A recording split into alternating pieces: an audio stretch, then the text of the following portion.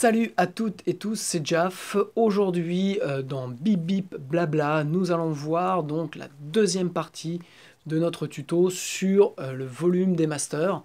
Alors la première partie était un peu théorique et là on va rentrer dans le vif du sujet avec des exemples concrets en espérant ne pas me faire cutter par YouTube puisque forcément je vais utiliser des extraits de titres bien connus. Donc on va regarder comment on peut comparer des masters entre eux. On va regarder quels sont grosso modo les volumes normaux, pourquoi ils sont considérés comme normaux. Bref, encore plein d'informations dans cette partie 2 qui va donner, je pense, fortement une partie 3, voire peut-être une partie 4, mais en tout cas, ce qui est clair, c'est qu'il y aura une partie 3. La suite est tout de suite après le jingle dans Bip Bip Blabla. Je vous embrasse, à bientôt, ciao.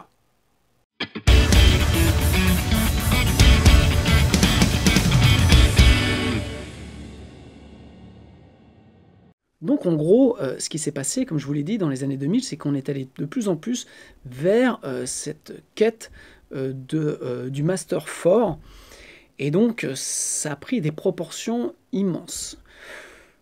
Donc on va partir, alors il y a quand même un truc sur lequel j'ai un petit peu peur, c'est que j'ai peur, je pense que je peux me faire bloquer par Facebook, puisque je vais utiliser forcément de la musique de pas mal d'artistes pour vous montrer un petit peu mon propos, donc on va tenter le coup. Alors donc j'ai créé une session dans Wavelab, donc, qui est mon logiciel pour faire les masters.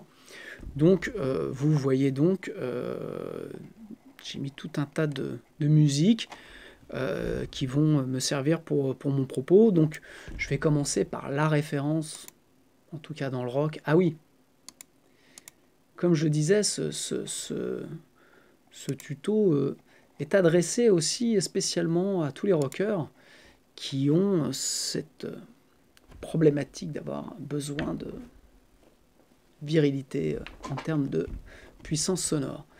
Donc je vais partir avec la crème de la crème.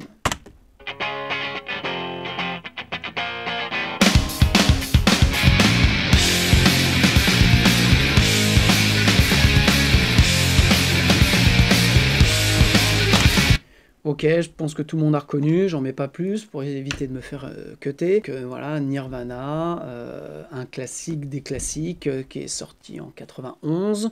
Donc on n'était pas encore dans cette guerre effroyable Loudness War, ce qu'on a appelé après la Loudness War.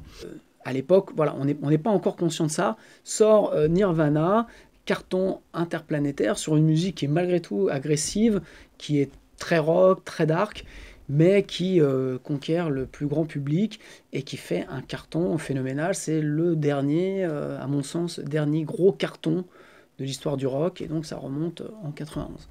Je vous fais écouter la même chose, et vous allez me dire ce que vous en pensez. Alors je vous refais écouter l'original.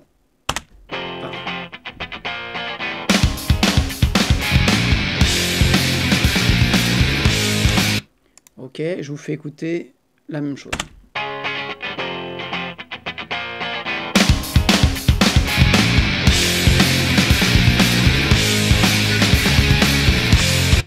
Ok, je vous fais réécouter le premier.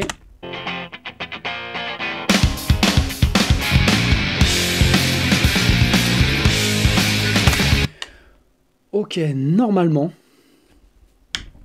je dis bien normalement, le deuxième extrait, vous devriez trouver le deuxième extrait beaucoup mieux en termes de son, plus riche, plus plein, plus... En fait, le premier extrait est l'original, le master original. Le deuxième extrait, j'ai juste rajouté, donc si on regarde, j'ai rajouté 1,5 dB, voilà, il y avait 1,5 dB en plus sur le master. En gros, par rapport à ce que je vous ai dit sur la courbe Fletcher-Munson, c'est que en général, l'oreille préfère ce qui est plus fort. Premier abord, l'oreille préfère toujours ce qui est plus fort. C'est aussi la raison pour laquelle, mais ça on en reparlera plus tard, quand vous mixez quelque chose, de bien faire attention quand vous rajoutez un compresseur, quand vous rajoutez une EQ, quand vous bypassez votre effet, d'avoir le même niveau. Parce qu'en fait, si vous tournez par exemple pour une guitare à 3 kg, vous rajoutez plus 5 dB, vous allez trouver ça forcément mieux. Mais ça, on se fait tous avoir. C'est-à-dire que vous allez trouver ça forcément mieux. Maintenant, si vous baissez, donc si à cette fréquence-là, vous mettez plus 5 dB, mais vous baissez le volume général de l'effet pour être en level match, ce qu'on appelle par rapport à l'original, et ben c'est là où vous allez pouvoir juger si vraiment ces 5 dB que vous avez mis à 3 kg sont judicieux ou pas. Voilà, ça c'était un petit aparté pour ceux qui font du son. Mais en gros, le principe est le même, c'est-à-dire que un master, je vous fais écouter comme là, le même titre avec 2 masters, vous allez naturellement préférer celui qui est plus fort. Alors ça va aller dans certaines limites, puisque bien souvent, quand vous faites un mastering auprès d'un studio de master, il vous donne donc le master type, et bien souvent avec plus 1 ou 2 dB de plus. Ce qu'il y a, c'est que c'est déjà des masters bien souvent qui sont déjà très très forts, le standard, et donc forcément le 1 dB de plus fait que ça coince en termes de fréquence. Donc ça, on va regarder ça. Donc là, vous pouvez voir, mais ça, vous avez ça un peu partout. Il y a ça dans Cubase, il y a ça là dans Wavelab. Donc vous avez un nivomètre, voilà, en français dans le texte, qui est, vous voyez, gradué de -46 à +6, avec 2 niveaux, donc niveau bleu et je dirais le niveau rouge. Donc là, ce que vous allez avoir au niveau central, c'est ce qu'on appelle le niveau moyen, le RMS. Et ce que vous avez au-dessus, ce sont les pics, donc ce sont les crêtes. Donc ça, je ferai un tuto plus pour expliquer ça, pour ceux que ça intéresse. Là, je veux rester très aussi pour les musiciens qui ne veulent pas faire de son, mais qui veulent comprendre pourquoi un master sonne mieux qu'un autre. Alors, je reviens sur notre bon Nirvana et regardez le vumètre.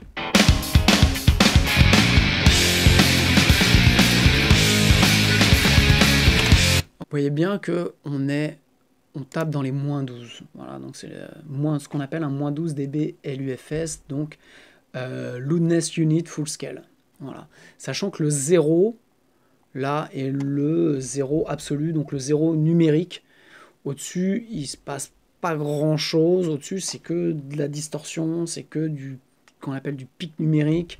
Donc on va jamais au-dessus. Donc quand je vous disais tout à l'heure que le Death Magnetic de Metallica est l'album qui a été le plus fort, c'est-à-dire que lui, quand vous voyez le Nirvana est à -12, lui il était aux alentours de -4, entre -4 et -2, puisque je crois que son DRM mesuré est de -3. Voilà.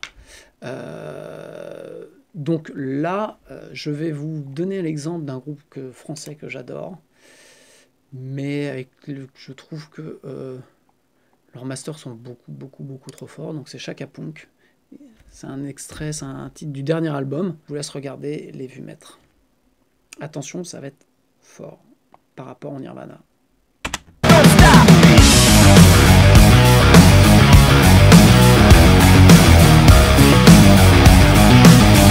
Ok, vous voyez, on est à -4. Je ne sais pas si vous avez, donc il faut écouter ça avec un casque ou des enceintes de bonne qualité, mais là vous devez entendre de la distorsion sur l'ensemble de la musique. Je vous remets un petit coup. Voilà, c'est assez tordu. Ok, donc vous voyez, c'est très fort. Maintenant, si je veux le mettre, le même titre, à un niveau constant, donc on va dire des -12, je le remets au début. En gros, je retire 7 dB. Je retire 7 dB sur le master pour être à un niveau équivalent au Nirvana. Ok, la question est de savoir, et donc c'est tout le débat aujourd'hui sur la Loudness War, et donc je vous invite à aller voir ce site, notamment qui est le site de Ian Shepherd, qui est un un Anglais qui a son studio de mastering et qui se bat depuis des années contre ces masterings qui sont très très forts et qui souhaite en fait revenir sur des choses vraiment cohérentes.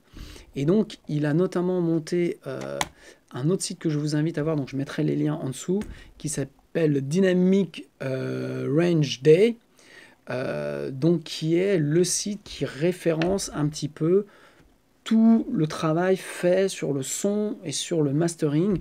Vous avez notamment quelque chose qui est ultra intéressant que je vais vous retrouver. Donc voilà, je vous parlais de Ian Shepard qui a son site qui est super bien, qui s'appelle productionadvice.co.uk. Et donc vous avez plein de tutoriels, de gratuits, il y en a des payants. Et en fait, vous avez des choses pas seulement sur le mastering, mais sur le mix. Cette organisation qui s'appelle Dynamic Range Day, qui milite pour des masters qui soient dans les normes et qui restent agréables. Et chaque année, donc, il donne un prix aux plus grosses sorties et il contrôle vraiment le niveau de sortie, le niveau de mastering.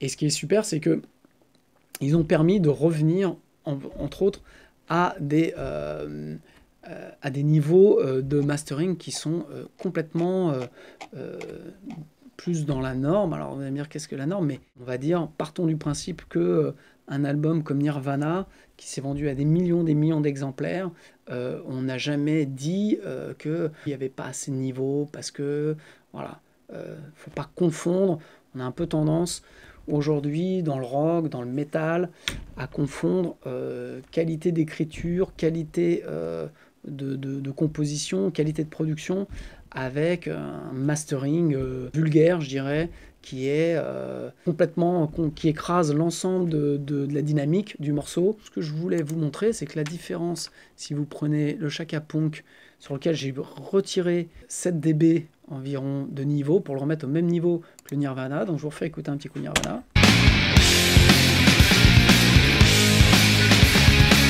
Et maintenant je vous mets le Chaka Ponk, et vous allez voir la différence.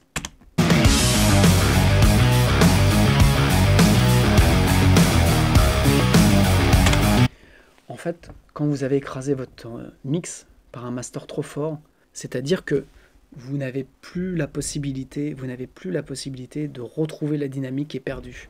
Regardez la tête du signal, donc je vais vous agrandir, de ce Chaka Ponk, malheureux Chaka Ponk qui est là, qui a été écrasé. Et regardez, donc vous voyez bien que en haut, là, ça fait comme un boudin. Hein, et si vous regardez le Nirvana, regardez ça comme c'est beau. Regardez-moi ça comme c'est beau. Voilà, vous avez là, c'est pas le bon. Voilà, regardez ça. Là, vous avez ce qu'on appelle la différence entre le RMS, le niveau moyen, et le pic. Et donc, vous avez des courbes qui ressemblent réellement à des courbes, avec ce qui se passe en haut, là, sont des pics. Et en fait, ce qu'on appelle le nouveau loudness aujourd'hui, c'est plus d'avoir des masters comme cela, complètement écrasés. Regardez, je vais vous montrer Adele. Rolling in the Deep. Vous voyez un peu là, ce qui se passe au-dessus, il n'y a plus rien. Si je vous le mets.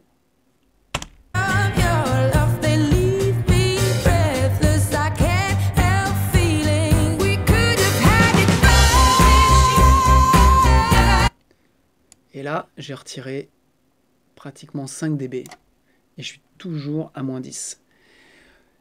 Quand je le mets au niveau normal, on tape dans les moins 6, dans les moins 5. Et en fait, si vous regardez, ça veut dire que Adele, en gros, aurait plus de baloches que Kurt Cobain. Blague à part. On a, ce qui est dommage parce que ce titre est super bien produit et très très bien mixé par monsieur Tom Elmrist.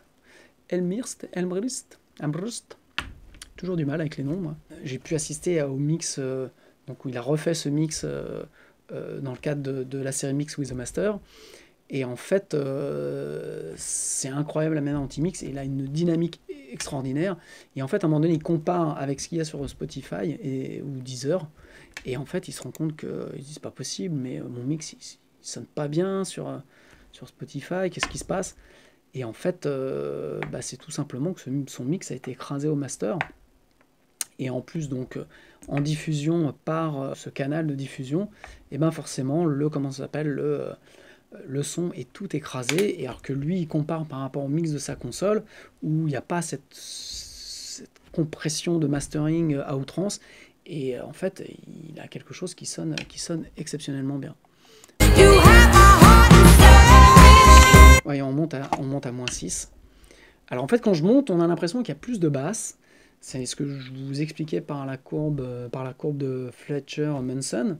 C'est que, en fait, plus c'est fort, et plus on a l'impression qu'il y a plus de basses et il y a plus d'aigus.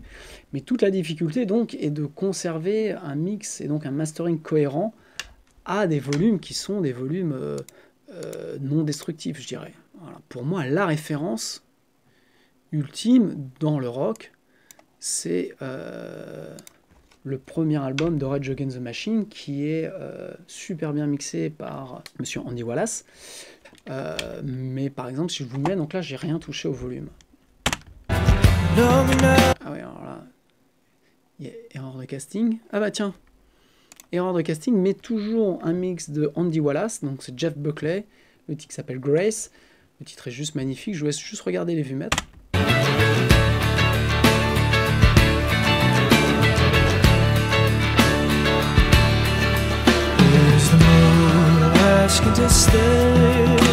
Vous voyez, on est en dessous des -10. Avant que la voix rentre, parce que la voix est très devant, on est entre -16, -14. Quand la voix monte, voilà, ça monte un peu au-dessus de -12. On a quelque chose qui est ultra musical, qui est un album pareil qui s'est vendu à des millions d'exemplaires. Il n'y a pas de corrélation entre le volume, et parce qu'en fait on a pensé dans les années 2000, c'est pour ça qu'on est allé vers des masterings de plus en plus forts, on pensait que plus c'était fort, plus les gens aimaient, et donc plus ça se vendait. Sauf qu'on s'est rendu compte bien après, et donc c'est Ian Shepherd qui a aussi milité pour ça, on s'est rendu compte que en fait non, puisque plus c'était masterisé fort, et plus en fait il y avait une fatigue d'écoute au bout d'un moment. Je pense que tout le monde a fait l'expérience sans le savoir, d'albums qui sont masterisés beaucoup trop fort, qui au bout d'une écoute, vous n'avez pas forcément envie de rappuyer sur play pour réécouter le morceau, puisque en fait c'est beaucoup trop fort, et donc en fait il y a cette distorsion qui a été rajoutée par la compression, qui fait que on perd en confort d'écoute, et on perd en musicalité. Voilà, c'est assez simple. Donc vous prenez Jeff Buckley. Voilà. Est-ce qu'il y a besoin de monter le niveau? Vous avez en plus, je rappelle à celles et ceux qui l'auraient oublié, puisqu'on a un peu tous oublié pendant toutes ces années avec ces masters très forts, qu'il y a sur les chaînes, sur les ordinateurs, enfin un peu partout, il y a ce qu'on appelle un bouton volume, et donc si on trouve que c'est pas assez fort, il suffit de monter, et si on trouve que c'est trop fort, il suffit de baisser. C'est aussi simple que ça, c'est ce qu'on faisait moi quand j'étais gosse et que j'écoutais de la musique sur une chaîne hi-fi, et ben voilà, j'avais un bouton volume, et puis je me posais pas la question de savoir si ça avait des couilles ou ça avait pas de couilles en fait, hein.